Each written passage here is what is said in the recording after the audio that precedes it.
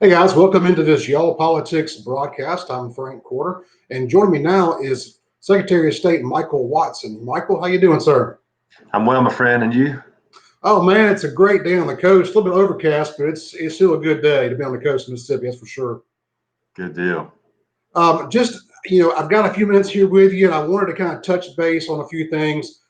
Just starting out, it's been an interesting year, to say the least, especially with the pandemic and how you're transitioning into your new position, and now you got this big national election coming up. How are things going at your office? Frank, it couldn't be any better, in my opinion. I know, had a conversation yesterday with a guy who said, man, what a year to take over a statewide position. And I agree with that, but I got to preface that with the idea that we have such a really good team at the Secretary of State's office. It's not just me. Obviously, you see my name in the press and on the interviews, but from Carla Thornhill down to Jeff Lee to Kendra James to Colton Robinson, I could name my whole crew. Just the great work that they do to keep the Secretary of State's office rolling. I'll commend Secretary Hoseman for the good folks that he put in place before he left. We have continued to cultivate that leadership team. And one of the guys, Wade Hinton, he's one of my assistant Secretary of States. One of the tasks I gave him was, look, we want to work on professional development, making sure that our folks are continue to better themselves, give them opportunities to do more and better things down the road. So I think pouring into our staff and making sure we had a good team around us has been a great addition and move for the future of the Office of Secretary of State. I guess the main thing on top of everyone's mind, of course, is how to operate these elections this year. What's kind of your take on how this is going to happen during this time of COVID-19? Yeah, the key, Frank, has been teamwork. And, learning from the time of the state Senate, it takes 27 votes to get anything off the Senate floor. So you can't do anything by yourself. And I think bringing that mentality to the Secretary of State's office with Holly Robertson and her team, my Assistant Secretary of State and Elections Division, moving her up to that position has been a fantastic move. She's done a great job. And not only that, though, the partnerships with our circuit clerks, with our elections commissioners, with legislative leadership, kind of putting the group together, understanding that we've got a monumental task in front of us. How can we do this together? Starting from the very beginning and the plans we made when we saw COVID on the horizon and started learning about the impacts it was going to have on Mississippi and the country, really putting a plan together and then letting that plan get out to our commissioners, to our circuit clerks, to legislative leadership to bring their ideas in as well. And I think it's been a great plan that has worked. You look at some of the elections we've already had in the congressional district number 2, the Republican runoff. Humphreys County had a special election. Several municipalities have had several special elections. And matter of fact, I was in Humphreys County just last week, 2 weeks ago, when they had their special election. And I talked to some of the poll workers as well as some of the voters. They all felt safe. So I think the plans we put into place for our precincts to make sure people feel safe and secure and healthy as they come vote are working. So really excited about that plan and the way it's going forward. Now, though, for those who are concerned about needing to get an absentee for any kind of physical distancing issues or health issues or being out of town, how is that process happening this time? Yeah, so as you know, in House Bill 1521, the legislature added 2 more provisions where folks could vote absentee by mail or absentee in the clerk's office. If you are under a physician's ordered quarantine due to COVID-19, or if you're caring for a dependent who is under physician ordered quarantine, you will obviously be able to vote absentee or by mail or in the clerk's office. So those are the 2 additions. We kind of added or asked for, should I say, a larger exemption. Frank, we asked the legislature to say, look, if we're under a state of emergency or an executive order by the governor, then anyone could come and vote in person absentee. I think that's a key factor to point out. Obviously, the legislator went a little bit of a different move there, and that's part of the process. And understand that we're going to support that. That's the law, and so it's our job to implement that. But that's the difference you're going to see with absentee voting. That starts, and great to point that out. September 21st will be the first day that you can absentee vote. And I would encourage folks to get in on the front of that. If you're going to absentee vote, do not wait for the last minute. You're going to see crowds of folks in the circuit clerk's offices. So I just encourage people to be aware of that date, September 21st. If you're part of the UACAVA, that's on September 19th. But for most folks, again, September 21st will be that deadline, not the deadline, excuse me, the first day that you can absentee vote. So get out there early and go vote. Make sure you're not waiting until the last minute. If you do wait to the last minute, October 31st is that deadline. And also, what the legislature did was move that from 12 p.m. to 5 p.m. So it's 5 more additional hours just to make sure everybody had an opportunity to go absentee vote. That's great to know. And thanks for sharing that as well. But everyone seems to be kind of up in the air a lot these days with everything going on. There's always something changing from day to day. But it sounds like you guys are working your plan. You're on task, and that's good to know from a voter integrity sense. So good work there. A different initiative that's kind of near and dear to your heart, and I think near and dear to a lot of people's hearts, is tackling the red tape, the tape of trying to get things done in this state, especially when it comes to businesses. Talk about that initiative just for a second with us, if you will. Absolutely, Frank. You'll remember back on the campaign trail, one of the things we talked about was the Secretary of State's position on the Occupational Licensing Review Commission and the ability of that commission to cut new regs and new rules that came from different commissions. There are 29 different boards and commissions that are under the purview of the OLRC. So it impacts, I think right now we've got about 66 occupations that are impacted by that, over 100,000 regulations in Mississippi.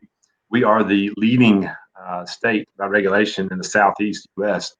So we wanted to focus on that when we came in. If you think about it, it's roughly 9.3 million words, and it takes about 13 weeks for the average Mississippian to read through that. It costs us roughly 13,000 job opportunities per year.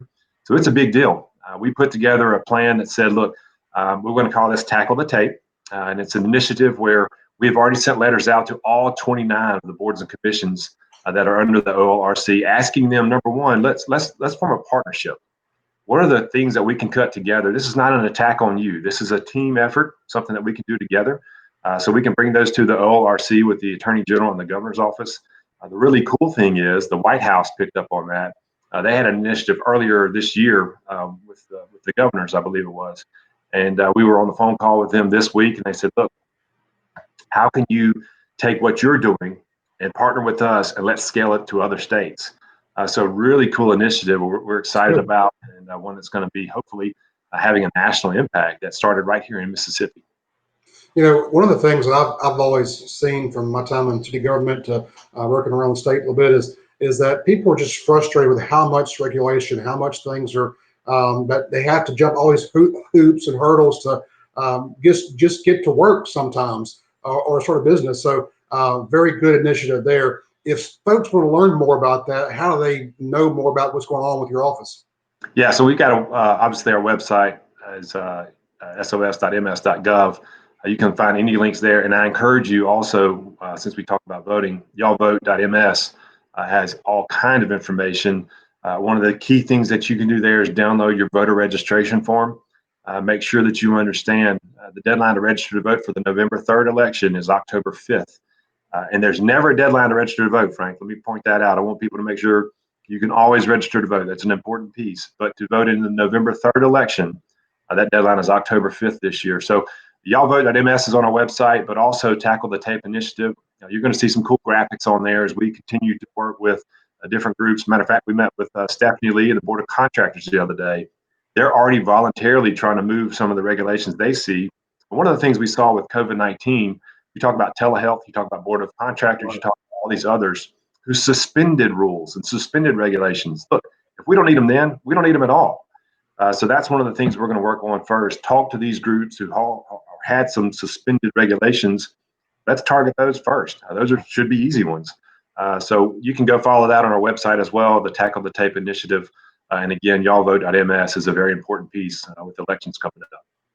Just as a follow-up about the business issue, just for a second, Mississippi's been in the top 10 recently of in the past year of business startups. What's kind of been your sense since you've been there the past 8 months now on new business startups and how the economy is trying to get kicked back off again?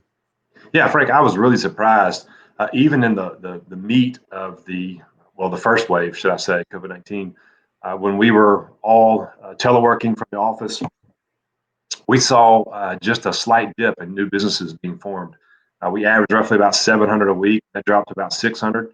So we still had some good business formations here in Mississippi. Good. I think we continue to encourage that by doing things like tackle the tape, where small businesses are saying, look, the government wants to work with us. They want to cut the tape, make it easier for us to operate and do what we do best, and get government out of the way. And that's a key factor. And so for the folks that are watching this, who are small business owners or who are planning to open a small business, if you see regulations that are overburdensome, that serve no good purpose, please contact our office. We want to help you. We're here to serve. That's our job.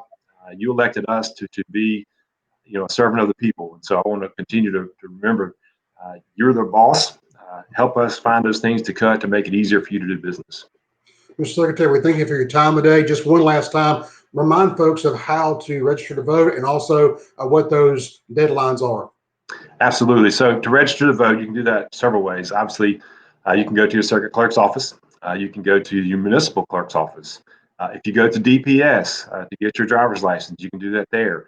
If you go to some agency like DHS, who provides a public benefit, public service, you can also register there. Or you can download the form on our Y'all Mississippi or y'allvote.ms. So there are a number of ways to register to vote.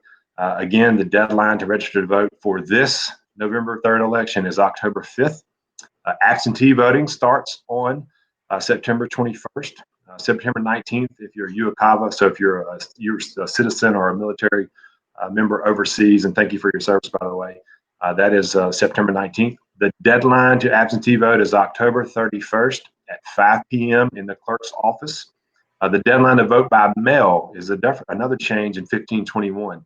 Your absentee ballot now by mail has to be postmarked by election day and received within 5 days of the election day. So that's another change that was in 1521. And frankly, also real quick, has some money to 4.7 million from CARES Act dollars directly to the Secretary of State's office to prepare for this fall. We've partnered with our circuit clerks around the state to ask them what they need.